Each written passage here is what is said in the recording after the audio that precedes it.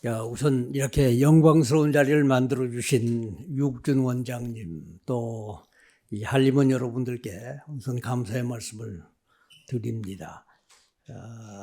이 한림원은 우리나라 최고의 석학들의 모임인데 또 오늘 특별히 이렇게 전임 대부분 원장님들까지 다 나와주시고 해서 정말 영광스럽게 생각을 합니다. 요즘 이제 후배들 만나면 늘 그렇습니다. 어떻게 지내십니까? 아니, 골프 치십니까? 이제 뭐 80 넘어갔으니까 이제 골프도 못 칠 거라고 생각하는 것 같습니다. 이제 골프 치지 이거 뭐 거리 많이 주셨죠? 아니 안 줄었는데 그럴 리가 있습니까? 제가 요새 이제 골프 레슨을 받습니다. 그래서 거리가 더 늘었다고요. 그 이제 이 80이 되면 비행기도 못 타는 걸로 생각하는 사람도 있는 것 같아요. 요즘 뭐 해외도 가끔 나가십니까? 제가 지난 12월 달에는 베트남에 갔었고, 베트남 장관 오고 공개대담을 한번 했거든요. 1월 달은 우리 아내하고 같이 골프치러 일본에 갔었고, 1월 말에는 캄보디아 훈센 총리가 초청을 해서 또 캄보디아에 갔다 왔고, 2월 달에는 또 미국 갔다 왔고, 또 캄보디아 3월 달에 다시 제1회 과학의 날이라고 하는 행사를 캄보디아가 크게 하더라고요. 거기 다시 와달라고 그래가지고 제1회 과학의 날에 가서 이제 강연하고 뭐 둘러보는데, 아주 훈센 총리가 저를 데리고 같이 나란히 이렇게 전시장에 나가니까 많은 사람들이 굉장히 관심 가지고 저 사람이 누구냐. 모든 장관들이 저를 다 만나려고 그래요. 이렇게 잘 돌아다니는데 아직까지도 많은 사람들이 80이 되면은 할 일이 없는 것으로 생각하는 것 같은데 제 생각에는 이제 우리나라 이 정년제도를 없애야 되지 않겠냐. 나이 60이면은 한참 완숙할 나이인데 완숙이 되려고 한 나이죠. 완숙된 건 아니고 70, 80까지 가는 건데 60이면 다 나가버린다고요. 그리고 제 나이 되려면 아직도 한 20년 있는데 20년 동안 아무것도 하는 일 없이 지낸다고 하는 건 국가로 해서 정말 낭비거든요.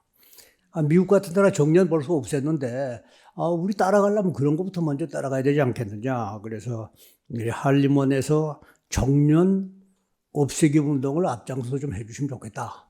네, 저도 앞장서겠습니다.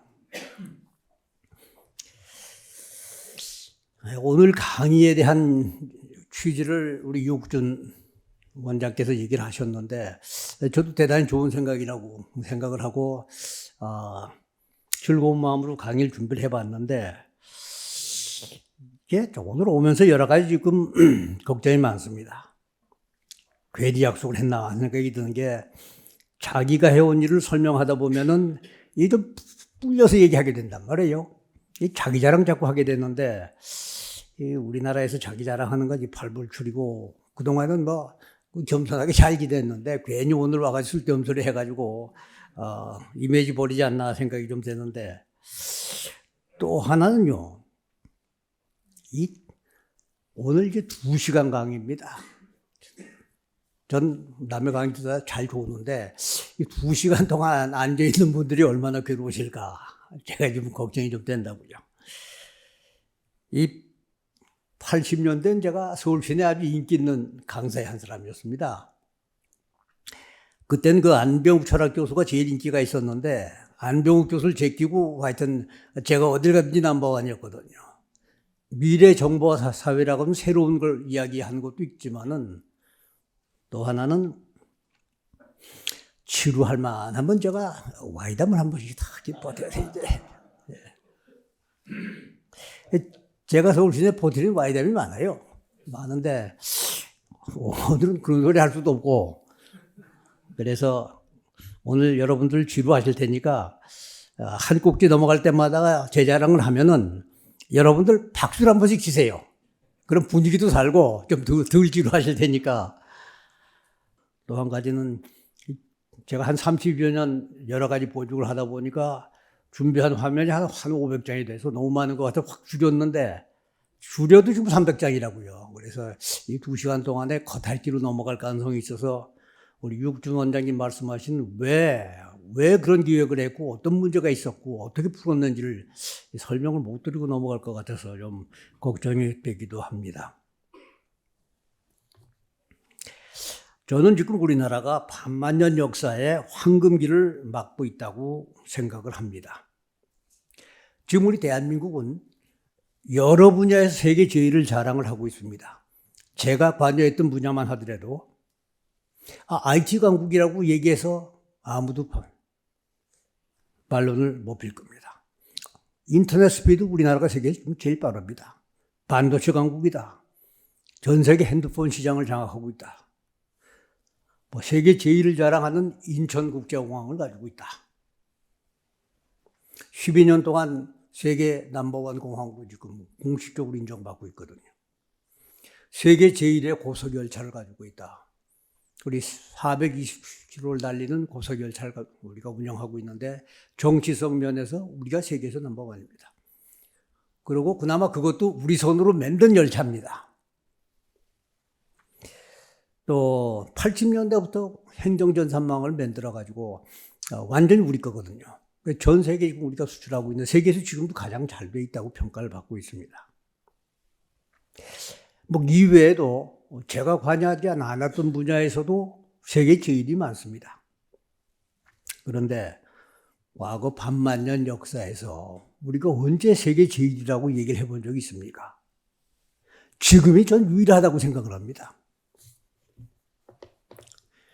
지난 역사를 돌이켜보면은 우리는 중국군을 아래서 숨도 크게 모시고 살았습니다. 상국으로 모시고 충성경쟁을 했다고요. 그런데 저는 지난 10여 년 이상을 중국을 많이 다니면서 여러 가지 지도를 많이 했습니다. 스마트 시티 건설에도 참여하고 여러 가지 프로그램에 참여해서도 발휘했습니다만 정말 극진한 대접을 받았습니다. 완전히 선진국 사람 모시듯이 중국 사람들이 그런 대접을 했어요. 한국 과학기술을 총괄했던 사람이라고 해서 아주 뭐든지 배우려고 중국 사람들이 노력을 하고 진한 대우를 받았고 또 여러 단체 명예주석도 제가 맡았습니다. 반만년 역사에 우리가 언제 중국을 눈 아래 보고 지도해 본 적이 있습니까? 지금이 유일합니다. 우리가 황금기라고 얘기를 해도 과언이 아니지 않느냐. 또 여러분, 우리나라가 일본보다 국가 신용등급이 2단계나 높다고 하는 거 아십니까? 모르는 분들이 너무 많더라고요. 우리나라 국가 신용도가요, 일본보다 2단계 위입니다, 지금. 1인당 국민소득도 일본을 앞질렀어요. 몇 달 전에 조선일보 칼럼에 이런 이야기가 나왔습니다. 일본의 발전이 느린 이유는 일본의 디지털 트랜스포메이션이 늦기 때문이다. 일본의 관료들이 합리적이지만 안정을 원하고 변화를 싫어하기 때문이다. 그런데 한국은 80년대에 오명 장관이 디지털화를 강력하게 밀어붙이면서 반도체, 컴퓨터, 전자교환기를 개발하고 행정전산화를 성공시켰고, 박수 한번 치세요, 이럴 때는.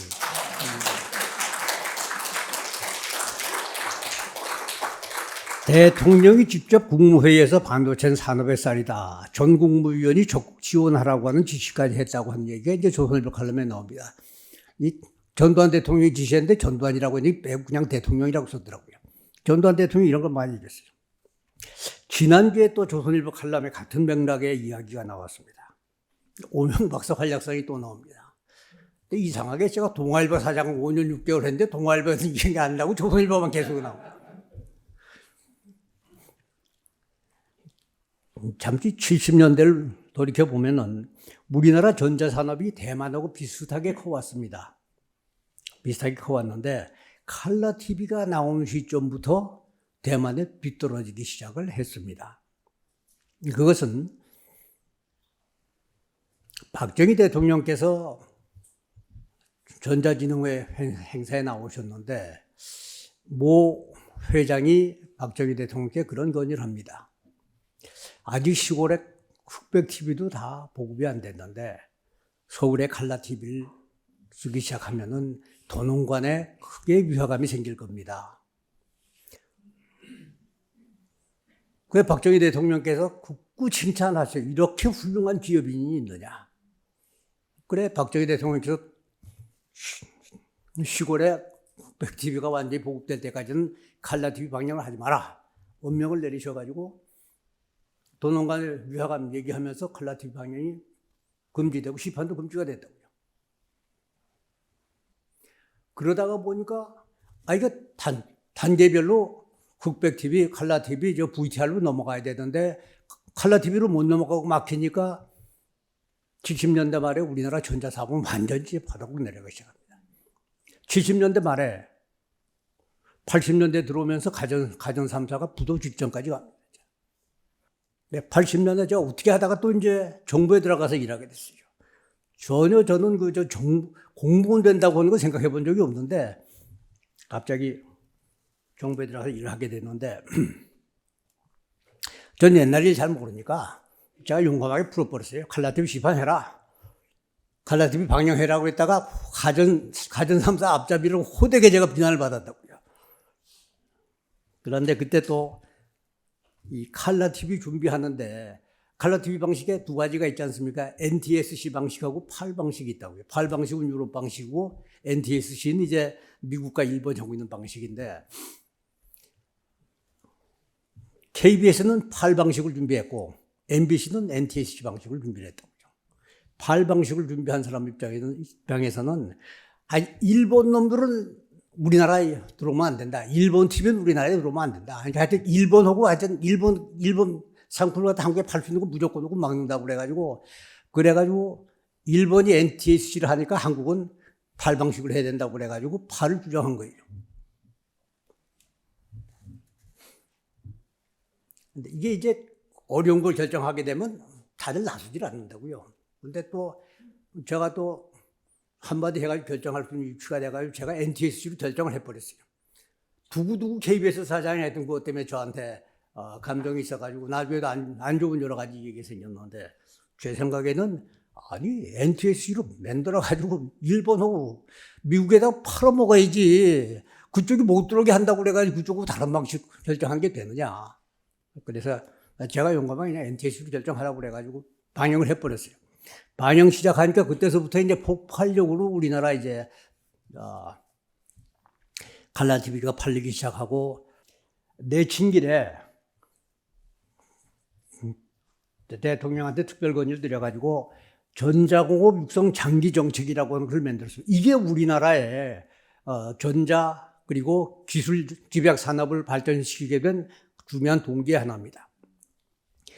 칼라TV가 세금이 67.2%가 붙어 있어요. 피아노보다 더 많이 붙어 있다고요.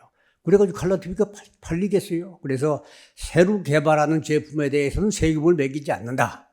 4년 동안 안 매긴다고 하는 이제 안을 만들었는데 정부가 하도 반대를 해가지고 그래서 제가 이게 좀 올건을 했는데 청와대 비서관 할 때인데 청와대 비서관이 직접 그 안 들고 재무부 장관 찾아가가지고 사인해달라고 그랬어요. 이제 재무부가 조금 협상을 하려고 그래가지고 2년은 무세, 2년은 50% 경감. 어마어마하게 큰 겁니다.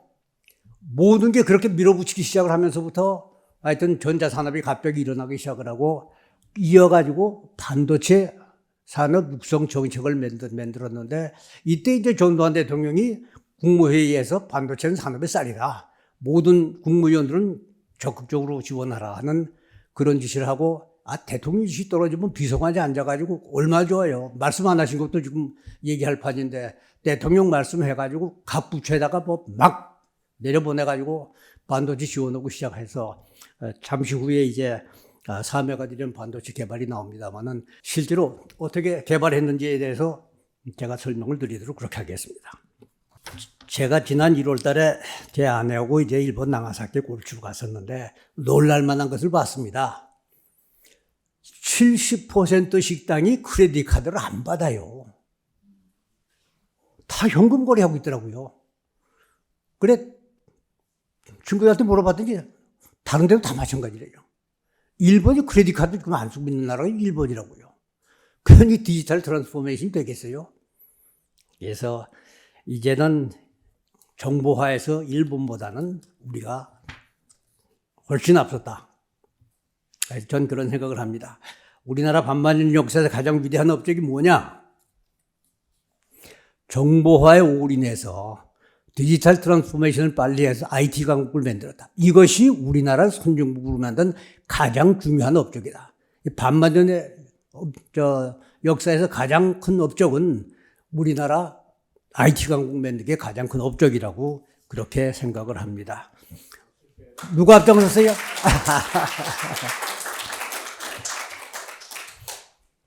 이 1981년 5월 달에 오명 박사가 재신부 차관으로 41살이었는데 부임을 합니다. 그래가지고 본격적인 정보화 시동을 겁니다. 네. 제가 일생에 참 배운 분들이 여러분들이 계시는데 그 중에서 첫 번째를 얘기한다면은 청와대 경제수석을 했던 김재익 박사를 여러분들 아마 아실 겁니다. 정말 제갈량 같은 분이고 사심 없고 김재익 박사가 저한테 그런 말씀을 하십니다. 기술 선진국을 만들고 싶으면은 상공보다 최신부를 가라. 거기에는 돈도 있고 시장도 있고 기술도 있다. 일반적으로 다 상공부 얘기를 하는데 김재익 박사는 최신부를 얘기하더라고요. 그리고 그때 최신부 장관을 최광수 장관이 하셨는데 최광수 장관이 그 다음에 이제 외교부 장관도 하시고 저는 최광수 장관이 우리나라 행정가 중에 가장 뛰어난 행정가라고 생각을 합니다. 그분한테 제가 너무 많은 걸 배웠어요. 그분은 그렇게 업무 때문에 하루 종일 시간 뺏기고 하는 게 없어요. 가서 보게 되면 늘 신문 보고 잡지 보고 앉아 계시는데 중요한 문제가 있으면은 장관실에 인터폰이 딱 내려옵니다. 오늘 어디에 노조에 이런 문제가 있으니까 가서 체크를 하시오. 오늘 대전에 무슨 행사가 있는데 여기는 차관이 직접 참석하는 게 좋겠어. 가보게 되면 왜 장관이 그런 짓을 했는지 현장에 가보면 안다고요. 신문만 보고 그냥 놀고 앉아 있는데 전체 돌아가는 걸 한눈에 다 보고 있어요. 또 어느 부처에서 뭘 발표하면 그럽니다. 이거는 한 2달 전에 분위기도 했을 때 발표하면 그냥 쉽게 넘어갔는데 이제 얘기해가지고 고생도 하겠구만. 그럼 나도 시끄러워진다고요. 어떤 건 그냥 그래요. 아이고, 이거 아주 무르익지도 않았는데 벌써 발표하면 이거 어떡하려고 이 사람들이 가는데. 이 때를 보고 하는데 아주 뛰어난 분이라고요. 제가 그런 분한테 많이 배웠습니다. 그래, 김재익 박사하고 최광수 장관께 많은 걸 배우면서, 그 관리 생활을 시작을 했습니다. 여러분들 잘 아신 대로 이제 정보화 사회라고 하는 컴퓨터하고 통신이 결합하면서 컴퓨터의 정보 처리 능력, 통신의 정보 전달 능력이 한데 합쳐지면서 정보의 중요성이 높아지는 그런 사회입니다. 그런데 당시 상황을 보니까 컴퓨터가 우리나라에 없어요. 삼성 LG도 PC도 그때 못 만들 때입니다. 칼라 TV 조립하고 있어. 칼라 TV하고 중요한 거 IC 일본서 안 주면은 칼라 TV도 못 만들 때가 그게 이제 우리나라 상황이라고요. 전화는 부잣집이다 번세가 나가지고 전화 신청해서 1년 이상 기다리는 게 우리나라 전화 신청이라고요. 이게 2개가 다 제대로 결합을 해야 이제 정보화 사회로 넘어가는데 그래서 여러 가지 이제 생각을 했습니다. 그래 컴퓨터는 어떻게 하느냐? 국가 총력전을 해가지고 10개 회사를 모아가지고 컴퓨터 공동 개발했습니다. 8빗 컴퓨터. 지금 같으면 웃기는 그런 컴퓨터인데 8빗 컴퓨터를 갖다가 10개 회사를 공동으로 모아가지고 개발했어요. 10만 대를 사주겠다. 그래가지고 10개 회사를 모았는데 예산초에 국장이 바뀌고 나니까 다음번 국장이 그런 돈 없다고 안 줘요, 이제. 그 10개 회사 모아가지고 개발을 해놓고 나서는 이제 방법이 없어가지고 재신부 예산 가지고 5,000대 우선 급한 대로 샀습니다. 근데 이제 업체들이 저한테 욕을 안 하는 게 저 사람이 무척 노력을 했는데 안 됐다고 하는 걸 다 아니까 욕은 하지 않습니다. 그래 재신부 돈으로 5,000대를 사가지고 전국 3,000개 우체국에 깔았습니다. 그때 이제 우체국 예금을 시작할 때거든요.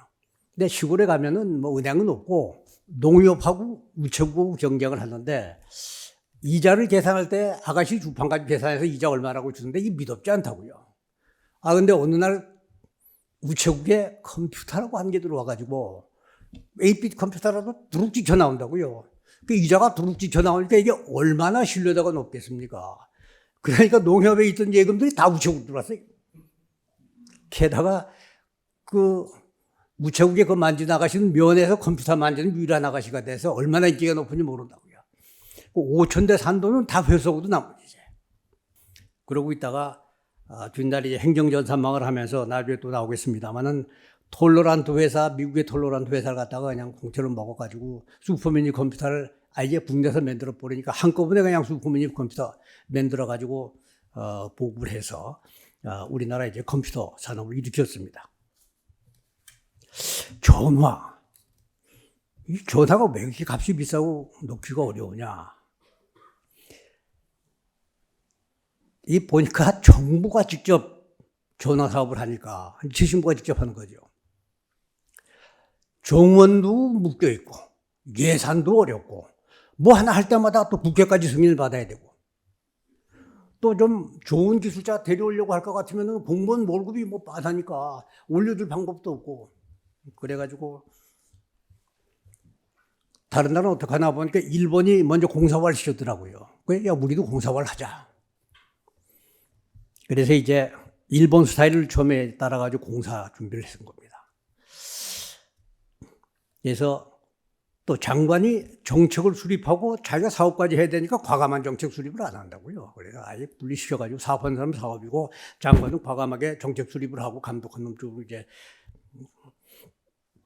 바꾸는 것으로 결정을 했는데 또 하나 기본적인 개념은 과거는 이 정부가 국민한테 이렇게 베푸는 서비스 개념이라고요. 전화 서비스가. 그래서 그게 아니고 야 전화파는 장사로 바꿔라. 개념 자체를 갖다 완전히 바꾸는 작업을.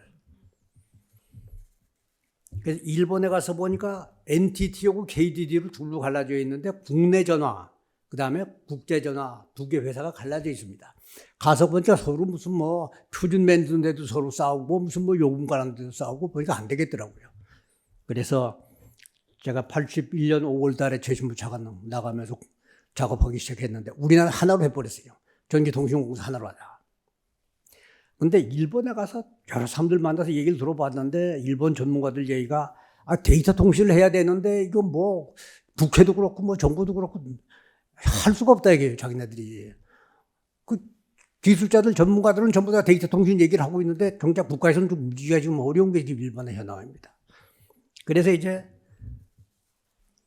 전기통신공사를 만들어가지고 7만 명 중에서 한 4만 명을 내보내가지고 공사를 만들고 바로 이어가지고 데이터 통신회사 만드는 작업을 시작했어요.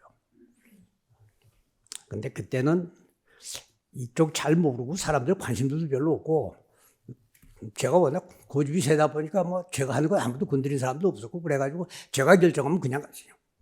데이터 통신회사 만들어. 근데 데이터 통신회사를 갖다 정부가 돈을 낼 것 같으면은 여러 가지 제약이 많으니까 민간 돈 모아가지고 주식회사를 만들자. 그래가지고 삼성, LG를 비롯한 회사 전부 동벌해가지고 데이터 통신회사를 만드니까 출전하시오. 아무도 출전 안 해. 우리 과장이 나가서 설명했는데 돈이 한 푼도 안 들어와요. 우리 국장이 가서 설명을 하는데 돈도 안 들어와요. 할 수 없이 이제 차관이라고 선생님이 나와가지고 사장들 다 모아놓고 이제 이게 앞으로는 황금알 낳는 거기다. 그러니까 여기 투자하라. 그랬더니 다 몇 년 동안 뭐 적자 나는 걸 가지고 얘기를 해서 제가 약속을 해줘 버렸습니다. 5년 동안 적자는 정부가 보장을 해주겠다. 돈 내라. 그래가지고 이제 강제로 돈 모아가지고 데이터 통신사를 만들었어요. 소문나길 오명차관 자기 회사 만든다고 서울시에서 소문 쫙 났는데 그때는 뭐 그런 거 뭐 관심도 안 들더니. 그래서 데이콤을 만들면서부터는 일본보다 우리가 이제 먼저 나가기 시작한 겁니다. 그래서 만든 길에 2000년까지 우리가 정보화 정책을 만드는데 공무원만 가지고 곤란하지 않느냐. 그래서 정보정책연구원을 만들어가지고 미국서부터 아주 우수한 학자들 갖다가 아주 좋은 교육을 해가지고 다 모셔 내려왔습니다. 그 다음에 전자통신연구소를 만드는데 보니까 남산에 통신연구소가 조그만 게 하나 있고 저 구미에 반도체 연구하는 연구소 조그만 게 있는데 그거 가지고 안 되겠다. 그래서 아예 대덕에다가 큰 연구소를 하나 만들면서 그때까지는 키스하고 비교할 연구소가 없었거든요. 그래, 돈에 관계없이 우리나라에서는 가장 좋은 연구소를 만든다. 그래가지고 애트리를 만들면서 양쪽 다 흡수해가지고 이제 애트리 하나 만들었어요. 통신회사들이, 중소기업들이 돈들이 없으니까 그래서 통신기능주식회사라고 만들어가지고 있는 돈 다 모아다가 줘가지고 그래가지고 뒤에서 자금 지원하는 회사도 만들고 앞으로 우리가 새로운 기술 많이 개발하면은 해외 팔아야 될 테니까 하여튼 돈에 관계없이 하여튼 기술 갖다 해외 파는 회사도 만들자고 그래가지고 통신기술주식회사도 만들고 또 한국전산원도 만들고 그래 여러 가지 이제 조직을 다 만들었는데 아니 전화를 대량 공급을 해야 될 텐데 돈이 없다 이거예요. 시골 구멍가게들 장사가 된다고 생각하면은 은행에 돈 꿔서라도 장사를 하는 건데 전화 사겠다고 한 사람이 말리는데 왜 못 만드냐 말이죠. 차관 도입해. 그때 영동에 백색전화 한 대가 250만 원이라고요. 서민주택 하나값인데 채권 전화 신청하는 사람은 20만 원씩 채권을 사도록 10분의 1인데 불평하는 국민이 하나도 없어요. 전화 빨리만 놔주면 될 거예요. 채권 사도록 해가지고 그래 돈을 모아가지고 전화 공급 시작했더니 전화는 금방금방 나고 돈을 쌓이는데 이게 너무 비싸단 말이에요. 그때 이제 전자교환기가 들어오기 시작을 했는데 회선당 600불이더라고요. 그게 너무 비싸지 않느냐. 이 연구 개발해가지고 우리가 만들 것 같으면은 단가가 훨씬 떨어지지 않겠냐. 제가 연구소에 있을 때도 국산화한다고 할 것 같으면 값이 떨어지거든 이제. 그래서 그때 애트리 소장이 최순달 박사가 소장이, 정상현 박사가 부소장이고, 그래서 최순달 박사 오시다고 그래가지고 우리 전자교환기 한번 만들어 봅시다. 그랬더니 그때 과기부에 10억 프로젝트가 없을 때거든요. 최순달 박사 솔직한 양반이니까 이게 말이야 100억은 들어갈 텐데 말이야 10억도 없는 나라에 100억 어떻게 만들어 그래. 100억 들이면 하시겠습니까? 그러지 말고 가서 정식으로 상의를 해가지고 문서로 올리세요. 240억 해가지고 올렸더라고요. 정상현 박사하고 두 분이 오셨는데 나중에 그래요. 차관이 250억 주겠냐 그러고 왔겠지 이제. 암소리도 안 하고 240억 오케이 됐거든요. 나중에 물어봤어요. 240억 근거가 뭐냐 그랬더니 100억도 안 될 텐데 240억 올릴 수 있는 데까지 잔뜩 올려본 게 이제 240억에서 보낸 거예요. 240억 드릴 테니까 책임지고 개발하십시오. 잘못되면 어떡하시겠습니까? 제가 사표를 냈죠. 제가 선배들이긴 하지만 막 뭐라고 그랬어요. 당군 이래 최대 사업인데 240억 연구비 들은 사업을 해가지고 실패하면 사표 내고 나가겠다? 그런 거 같으면 나도 하겠단 말이지. 사고방식이 잘못됐다. 하여튼 240억 들여가지고 전자교환기 개발하다 실패하면은 과학기술자, 모든 과학기술자 앞에 죄인이 된다고 하는 각오를 가지고 가시란 말이죠.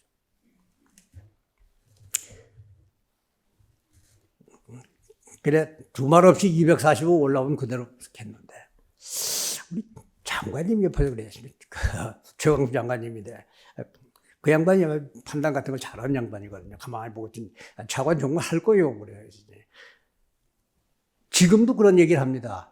당신이 운 좋았다. 그때 240억 집어넣고 성공했으니까 다행이지만은 그거 실패했으면 오늘날 당신이 없다고 하는 얘기를 많이 하는데 삼성 엔지니어 안 된다고 다 반대해요. LG 다 반대해요. 최신부에 있는 기술자들 다 안 된다고 반대해요. 근데 젊은 차관 하나가 41살짜리가 와가지고 240억 넣겠다고 그러니까. 그게 제가 조항수 장관께 그런 말씀을 드렸어요. 장관님. 이거 실패할 수가 없는 사업입니다. 왜냐. 그때 1년에 5천억 정도의 교황제 사고 있는데, 우리가 국산개발 시작만 하면은 10%는 아마 절반으로 값이 떨어질 겁니다. 10%만 깎아도 500억인데, 그것만 해도 240억 집어넣으면 건축도 남습니다. 그래. 그 다음에 시골에 지금 기계식 교환기 깔려 있는데 우리나라가 이 교환하는 정도의 능력이 있고 이게 전자식 교환기라고 하는 게 이제 뭐 스스로 고장 진단해서 고치고 뭐 플러스 해가지고 여러 가지 그 상황에 따라 가지고 달라진 요금 계산하고 복잡한 프로그램이 다 들어가야 되는데 그걸 못하면 교환 기능만 있으면 기계식 교환기 대신에 전자식 교환기 집어넣으면은 그래도 지금 기계식 교환기보다 나은데 그러고 결정하고 테스트하고 합격시키는 게 제가 결정하는 것이고 농어촌은 한 달에 요금 3,000원 해가지고 결정해버리면 그만인데 그렇지 않습니까? 실패할래 실패할 수가 없는 거라고 그게 사실은. 중앙서장한테 들어보시더니 뭐 일리가 있다. 열심히 하시오. 그래가지고 장관이 오케이 해가지고 이제 240억 집어넣어가지고 온 사방에서 뭐 되지도 않는 걸 한다고 그래가지고 시끄러워져요. 최순달 소장이 오셔가지고 근데 이걸 할 수 있는 사람은 그 양승택 박사라고 딱 한 사람이 있는데 삼성 쪽에 있다 얘기예요. 그래서 이 사람을 좀 데려왔으면 좋겠다. 데려오시라. 어렵게 이제 양승택 박사 데려다가 이제 사업단장을 시키고는 제가 엄명을 내렸거든요. 240억을 양승택 박사한테 주고 딴 데서는 손대면 안 된다. 그러고는 우리 뭐 최신부에서 국장과장들이 하다 건드리도 말고 아예 맡겨버리란 말이죠. 반년에 한 번씩 차관이 직접 나가서 현장 나가서 보고 이렇게 완전히 맡겨버렸어요. 여기서 이제 제가 또 한 가지 제가 느끼는 게 있는데 그때 국산이라고 하면 항상 고장 나는 거거든요. 국산 고장 난다고요. 품질 보증을 안 했기 때문에 국산이 고장이 난다고요. 근데 그때 품질 보증을 제대로 한 것은 군대라고.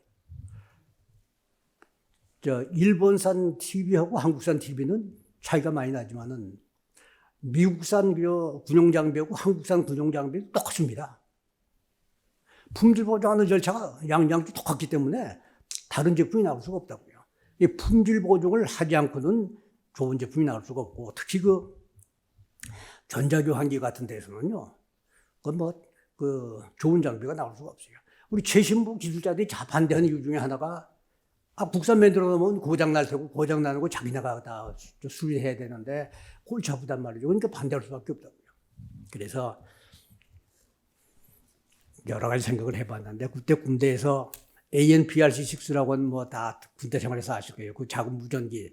그걸 갖다가 우리 군대에서 만들었는데 그걸 누가 총괄했냐면 서종욱 박사가 총괄했다고요. 그래서 서종욱 박사한테 얘기했다. 이렇게 중요한 당군일에 지금 최대 사업이 하나 있는데 이건 서 선배님 아니면 맡을 사람이 없습니다. 이 양반이 감격을 했어요. 당신이 나한테 이런 걸 배울 줄 몰랐다고. 품질 보증 단장. 그리고 이제 미국서 하는 걸 보니까 생산부터 시작해가지고 완전히 폐기 처분할 때까지 완전히 주기 관리 다 하더라고요. 우리나라 그런 게 없었거든요. 그래서 사업단장까지 서종 박사한테 맡겨가지고 주기 관리까지 다 하는 것으로 체질자다. 지금까지도, 얼마 전까지도 계속해서 이 전전자 교환기 개발이라고 하는 게 우리나라죠. 과학기술 역사에 아주 남는데 누가 공로자나 양승택 박사가 개발한 거냐, 서종욱 박사가 개발한 거냐를 갖다가 묻는 사람들이 많다고요. 근데 서종욱 박사가 원래 아나운서 출신이거든요. 또 강연 잘하니까 양승택 박사 기분 나쁜 거예요. 자기가 만들어놨는데 서종욱 박사가 다 얘기합니다. 근데 사실은 서종욱 박사 역할도 대단히 중요하거든요.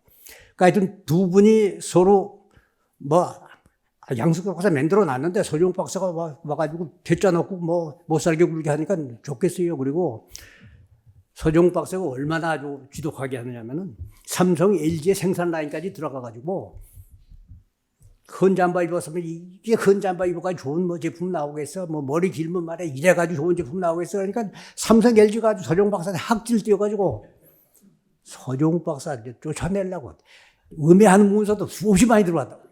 서종욱 박사가 그렇게 해준 삼성 LG 축제까지요. 그래가지고 이 TDX 전전자 교환기가 성공을 한 겁니다. 이게 집어넣었더니 외제 갔다가 집어넣어도 말팡천이 항상 있는데 우리 건 개발해가지고 군대에서 만들었으니까 처음부터 아무 문제 없이 운영이 돼가지고 삼성 LG가 이 TDX 전전자 교환기부터 시작을 해가지고 전자회사로 자리 잡기 시작한 거예요.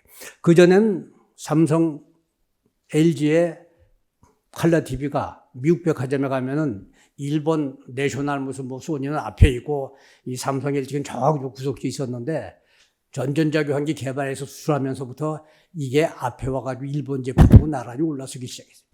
삼성전자 전 그 생산 라인에 이 품질 관리 시스템이 다 이제 들어간 겁니다. 그래, 결과가 어떻게 되느냐.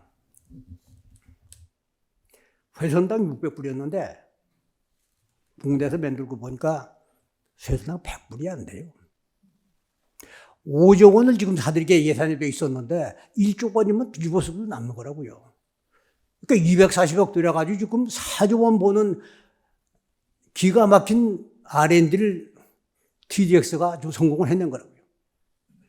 그래서 우리나라에서 이 TDX라고 하는 건 정말 과학기술 R&D 상에는 이게 영원히 남아야 되거든요.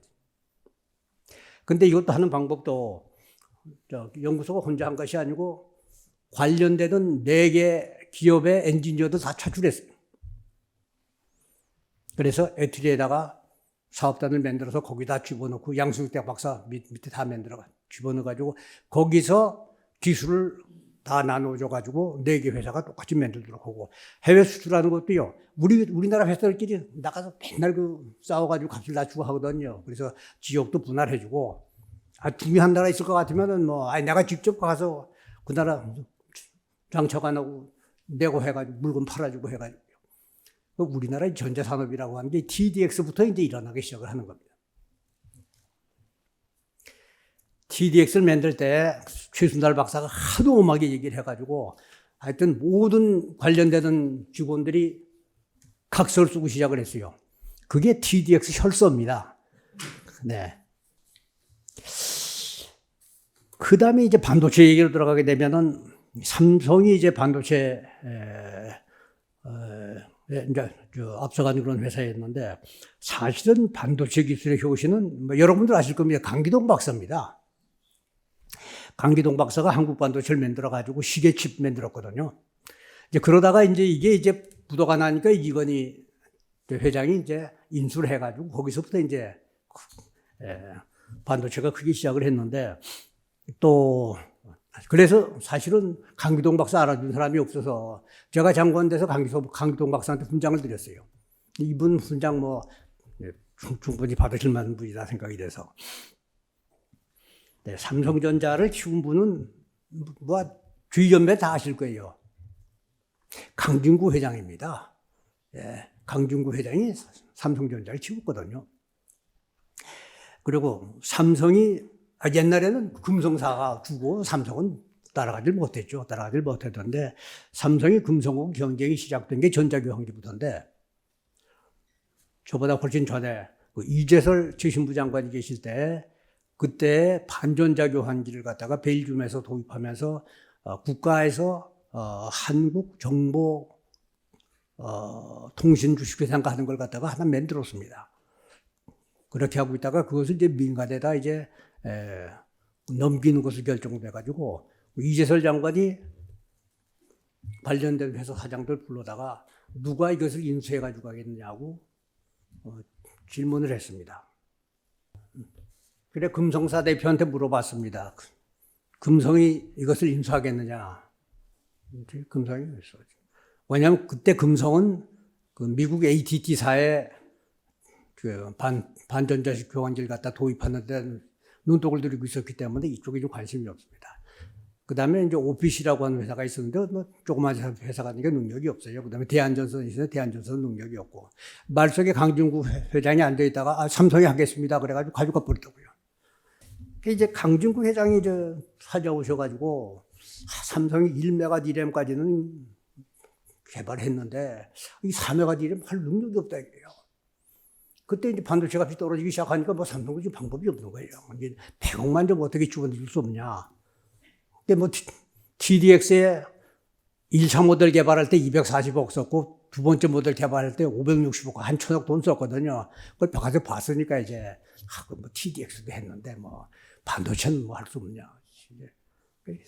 아니, 삼성에도 어떻게 100억 드립니까? 그러니까 하려면 TDX 선거 마찬가지로 관련된 회사 전부 모아가지고 한꺼번에 하세요. 그럼 더 도와드릴게요. 그래가지고 광진구 회장이 뭐 삼성에 양보하죠. 그래가지고 저만큼 떨어져 있는 LG, 그 다음에 현대는 그때 막 시작할 때입니다. 현대 끌어들여가지고 3개 회사를 에트리 안에 끌어들여가지고 반도체 개발 단을 만들었는데 그때 단장은 육사 20기 김정덕 박사가 그 단장을 했어요. 내가 왜 김동적 박사를 시켰냐면은 그 전에 연구소 통합할 때 두 연구소 중에서 한 사람이 소장이 돼야 되는데 김정덕 박사가 먼저 와서 저쪽 분이 선배니까 자기가 그냥 물러나겠습니다 해가지고 연구소 통합할 때 김정덕 박사가 먼저 물러나 주더라고요. 그게 고마워서 또 뭐 그 양반에 능력이 있으니까. 김정덕 박사가 아주 잘했어요. 그래가지고 4메가 디램을 만들어냈는데 요게 이제 언제쯤 됐냐면은 88년 2월 달에 전두환 대통령이 그만두셨습니다. 2월 25일 날. 그때 이제 4메가 디램 제품이 나와가지고 전두환 대통령 보고 들으니까 너무 좋다고 그래가지고 내가 한 통 내지. 그래가지고 청와대에서 이제 반도체 개발한 사람들 갖다 전두환 대통령이 딱 불러가지고 저녁을 먹는데 이제 퇴임하시기 뭐 직전인데다가 노태우 대통령 쪽으로 넘어가는데 64메가 디램을 계속해서 해라. 그렇게 노태우 후보한테 가서 전달해라. 그래 이제 노태우 대통령께 이제 인계 인수상으로 64메가 디램 계속해서 이게 해야 됩니다. 이제 알았다 그래.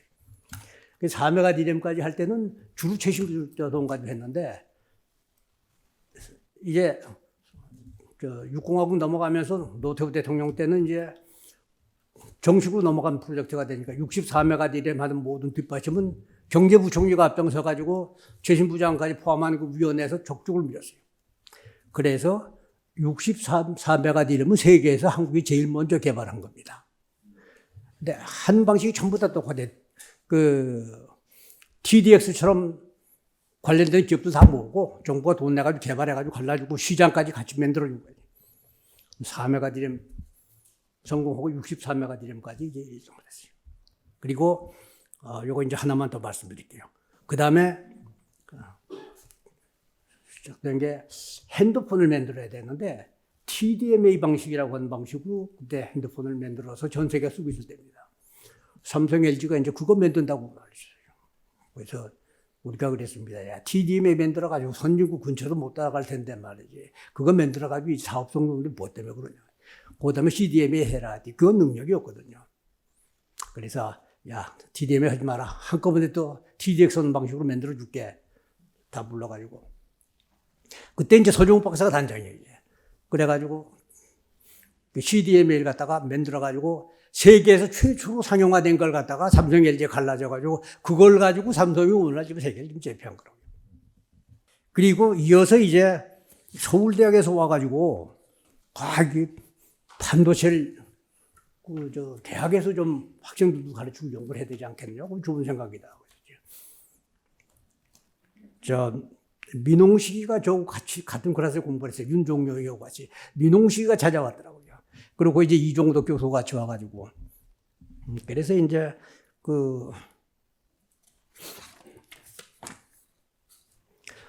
조경목 과기부 차관하고 교육부 차관하고 같이 만나가지고 야, 이게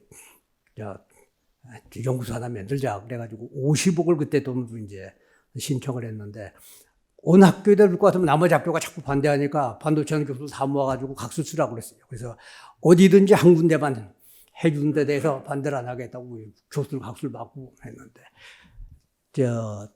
건물 내고 이렇게 땅 내고 할 수 있는 데가 서울대학밖에 없어요. 그래서 결국 이제 서울대학이 됐는데, 교육부에서 50억을 올렸는데 예산전에 깎아버렸어요. 그 담당 국장이 누구냐 그랬지. 나중에 부총리였던 강봉규 국장이에요. 그래서 개인적으로 친해서 내 전화를 해서 그때 이 사람아, 자넨 반도체가 뭔지도 모르지. 또 왜 그러십니까? 이거 올려보는데 왜 깎고? 그랬더니 제가 몰랐는데요. 그래가지고 이제 또 잘라놓은 것도 이제 서울대학교 보냈더니 전작과에서 신청을 했는데 전작과는 그때 교수들이 젊고 그 물리과가 이제 아무래도 원로들 있잖아요. 물리과에 그동안 가져가 버렸어요. 그래 또 서울대학교 총장한테 가서 이거 뭐 전작과 해줬는데 말이 무슨 말씀이냐 그래가지고 이제 그 반도체 공동연구소라고 그걸 만들었는데 그 이종덕 교수가 이제 책임자가 되더니, 아이, 약속한 거 더 크게 벌려놨더고요. 1년 지나고 돈이 떨어져 버렸어요. 그러니까 경제교원이 안 그래도 안 좋게 봤는데, 돈을 안 줘가지고, 또 청와대 회의에 올려가지고, 청와대 회의에서 그냥 또 만들어주라고 그래가지고, 만들어서, 이제 그런 게 모여가지고, 오늘날 이제, 우리나라 전자산업의 기초가 됐다 하는 말씀을 드리고, 그 과정에서 한 가지 지금 제가 걱정했던 거는 정보화 사회가 됐을 때 과연 지금보다 더 나은 세상이 되겠느냐. 그러니까 이런 문제를 가지고 많이 토의를 했는데 반대로 생각을 했다고요. 정보의 집중 문제 때문에 돈 간의 격차는 더 많이 벌어지고 있는 사람하고 없는 사람의 차이가 더 많이 벌어질 거라고 판단해가지고 그렇지 않은 사회를 만들기 위한 준비를 80년 초반부터 우리가 했다고요. 그래서 정보 복지 사회라고 하는 걸 내걸어가지고 어떻게 하면 이 복지 사회가 될 것인가에 대한 준비를 80년 초부터 했어요. 이게 우리 이제 전 세계 통신 전문가들한테 국내보다는 제가 해외 나가면 더 많이 알려져 있습니다. 하루아침에 전화적실 해소했다고 하는 것보다도 복지사회를 만들기 위한 준비를 80년 초 전화도 제대로 없는 한국이 어떻게 준비를 해왔느냐 하는 것이 더 관심거리고 전 세계에서 그 점을 높이 평가를 하기 때문에 정보 복지사회를 만들 데 대한 평가가 지금 대단히 높습니다.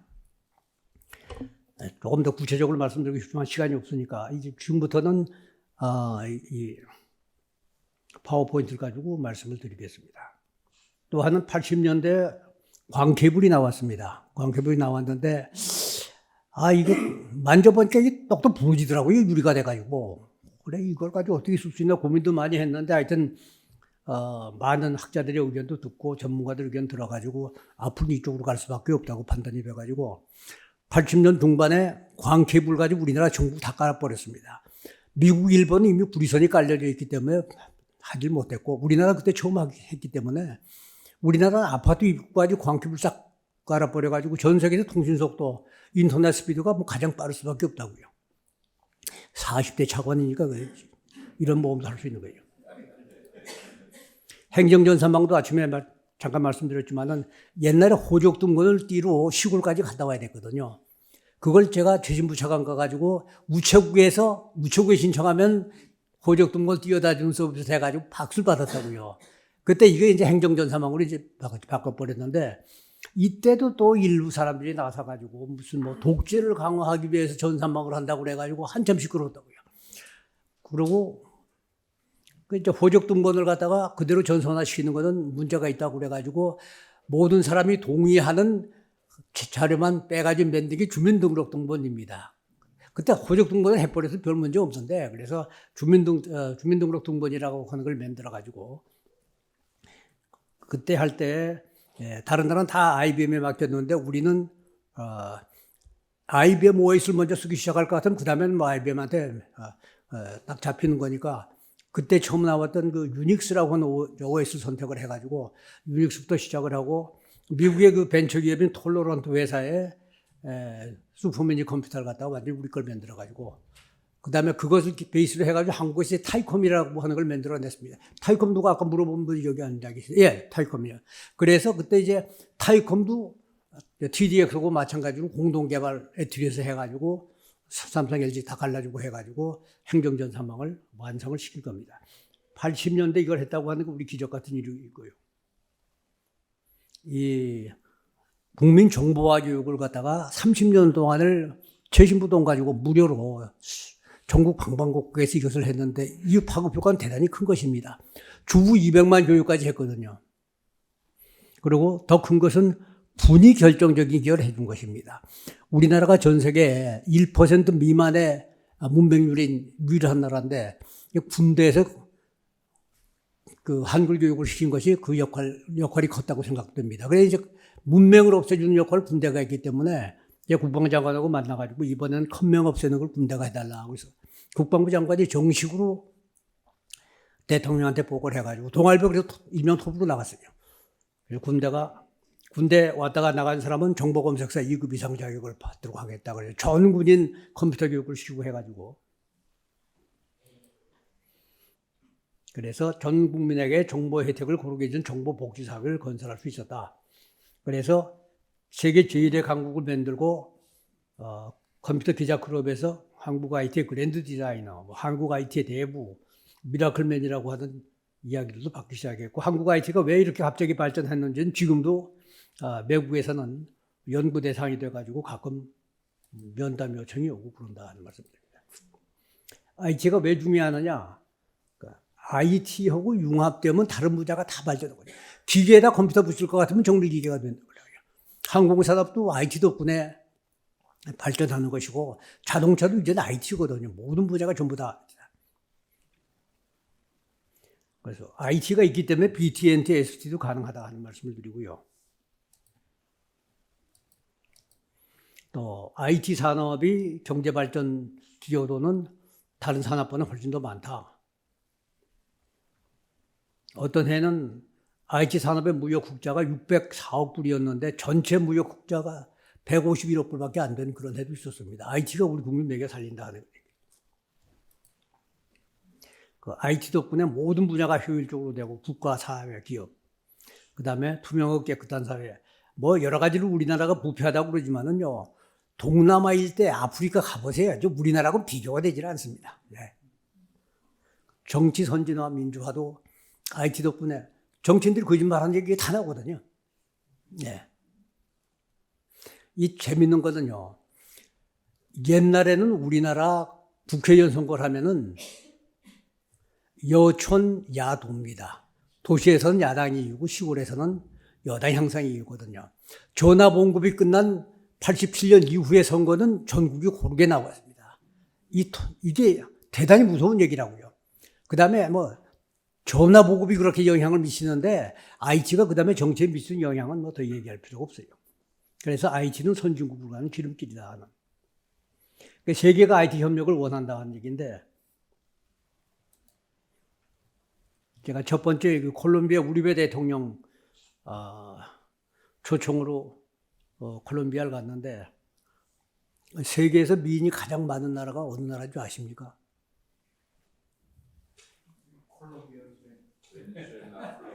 한국이지.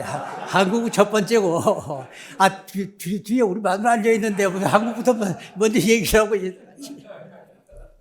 아니, 근데 유럽 통계에, 한국 여성이 세계에서 가장 아름다운 곳이 이미 나와 있어요. 유럽 통계에. 근데 이제 남미에서는 콜롬비아다 그러는데, 여기 재미난 스토리 많이 있어요. 콜롬비아 통신부 장관인데, 이 40대인데 아주 예쁘게 생겨서 내가 여자를 칭찬할 때는 대놓고 이쁘다고 얘기는 안 되거든요. 다른 방법으로 아름답다고 얘기를 해야 되는데, 회의하면서 한 3번에 걸쳐가지고 칭찬을 했더니, 그 다음에 얼마나 날 좋아하는지, 그래서 당신 같은 아름다운 장관이 한국 나오면 한국 국민들이 콜롬비아를 얼마나 좋아하겠냐. 나오겠어요? 안 나오겠어요? 나오지.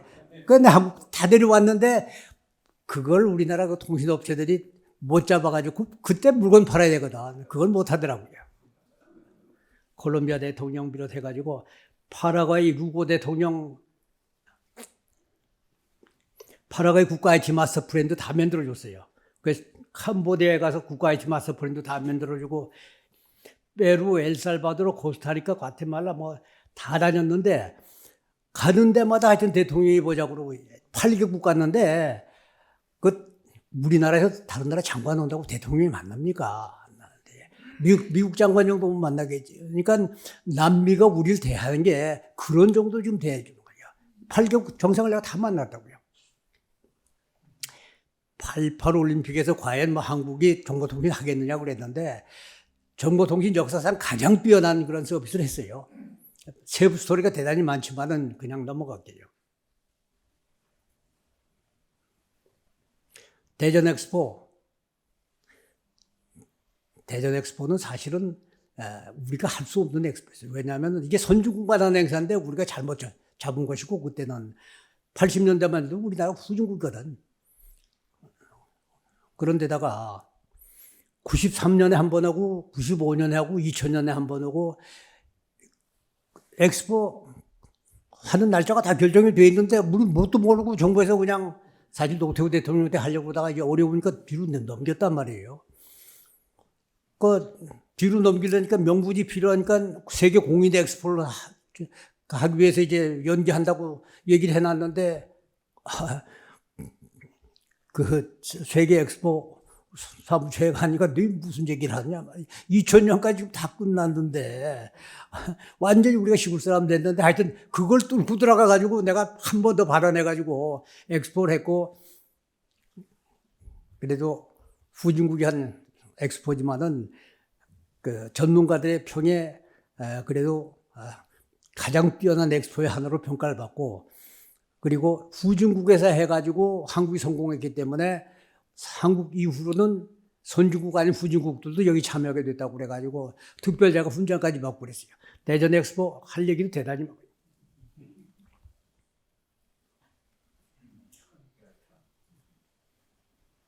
참 여기에 기가 막힌 건물들도 많이 들어왔고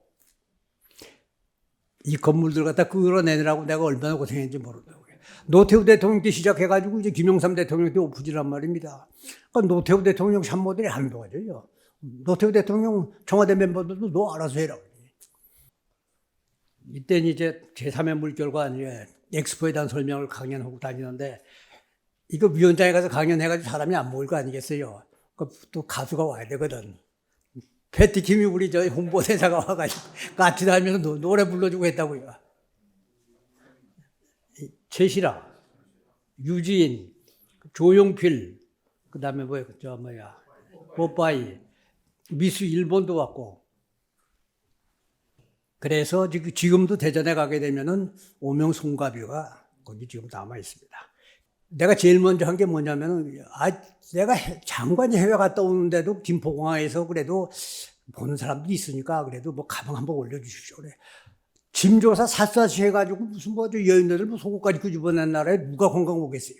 그래서 1994년 한국 방문회 주무장관이 교통부 장관이거든요. 그때는 관광이 교통부에 있으니까. 그게 내가 제일 처음 시작한 게 공항 벤치 없애라. 안 된 아무 소리 없는데 경호실에서 이제 항의가 들어왔어요. 그때 문세광이가 권총까지 들어와서 쏜 게 얼마 안 되니까. 권총과 구도 누가 책임질 거냐 해서 회의할 때 제가 소리 질렀다고. 내가 책임질 테니까 쓸데없는 소리 하지 말라.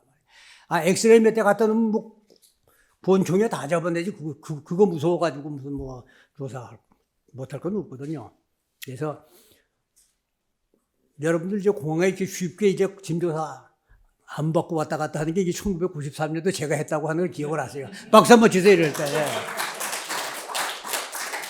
이때 이제 중국인 관광객 1000만 유치 계획을 세웠는데 1000만이 오겠느냐 그랬는데 2000만에서 3000만도 온단 말이죠. 인천국제공항. 이 인천국제공항이요. 김포공항을 이제 대체해서 공을 하나 만드는데 이게 당분일의 가장 큰 사업이라고요.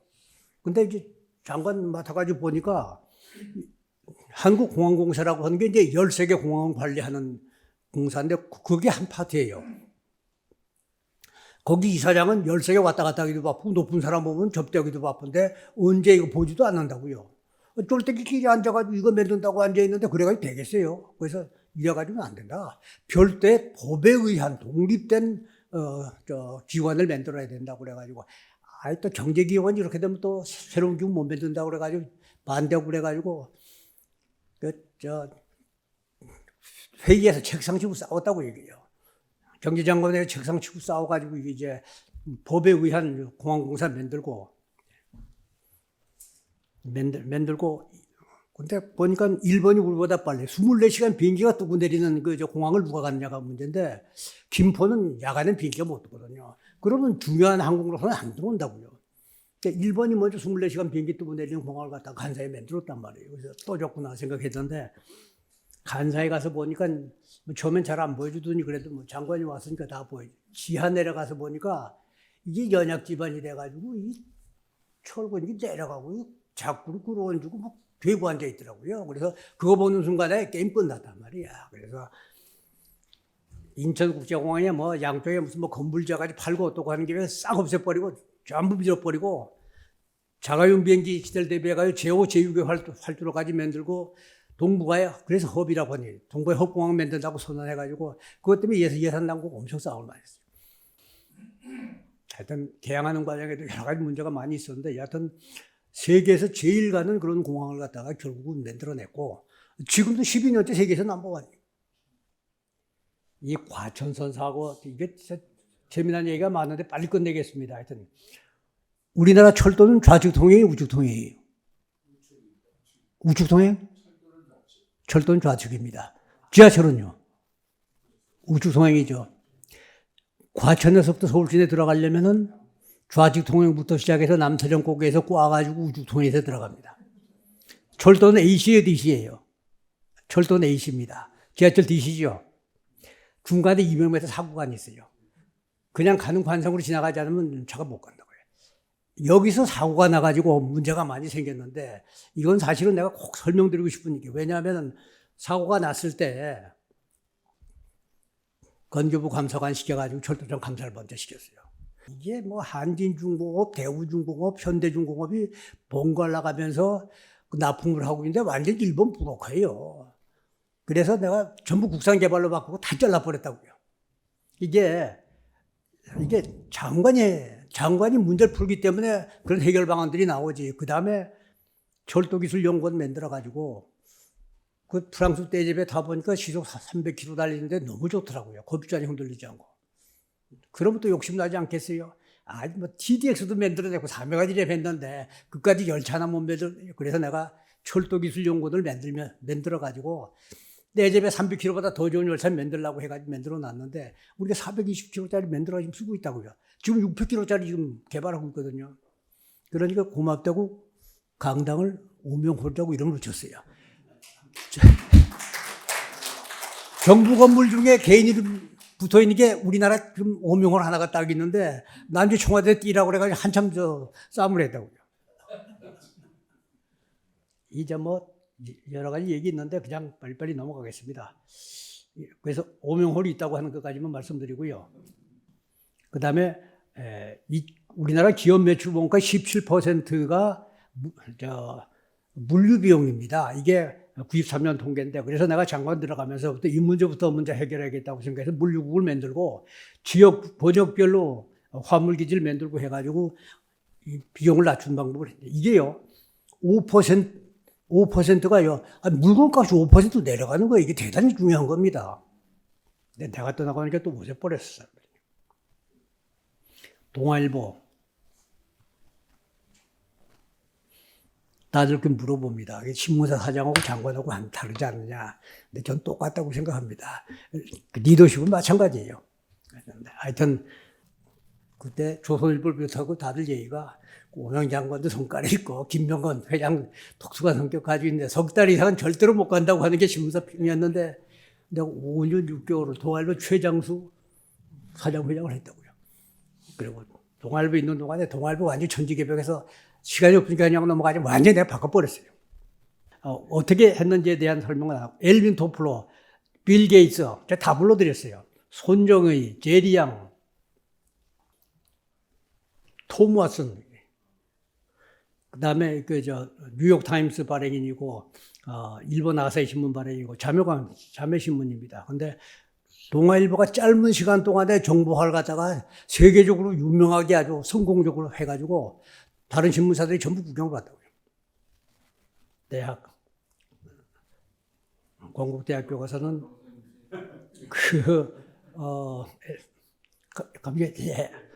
기억나시죠? 이 사진, 예. MOT 스쿨 만들었는데 교수들이 다 반대해요. 서울대학 아니면은 건국대학에서 이런 거 만들어봐야 학생도 안 온다고 말이죠. 그래서 내가 그랬거든요. 걱정 마라. 내가 책임질 테니까. 그래. 여기 창시자가 그 스탠포드 부총장에 했던 그 밀러 박사거든요. 밀러 박사를 데려다가 여기 명예학장을 시켜가지고 밀러 박사 강연부터 시작하니까 단박에 남보가 안 됐어요.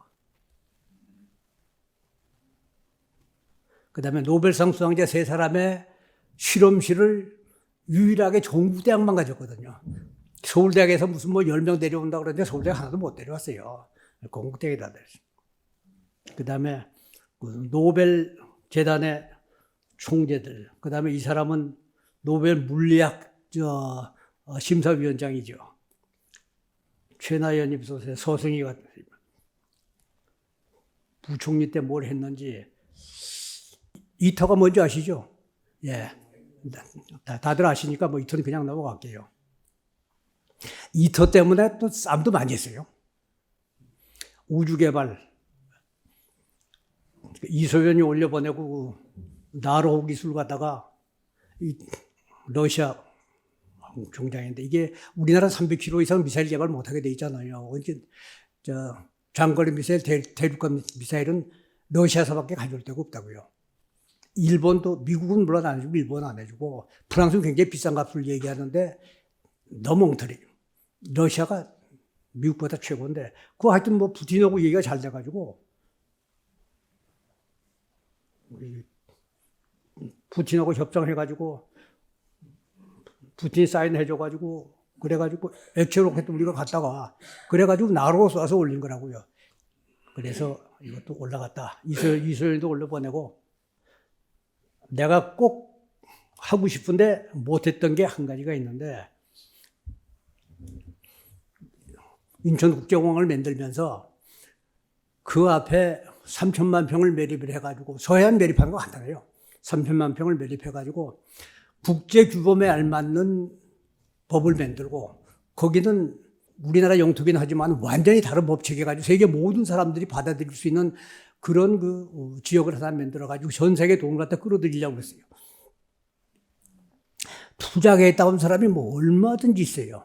그리고 들어오고 싶어 하는 기업들 많고, 일본 경단전에 가서도 일본 재벌 회장들도 모아놓고 설명했는데 다 관심이 있고, 그때 홍콩에 돈이 나올 때거든요.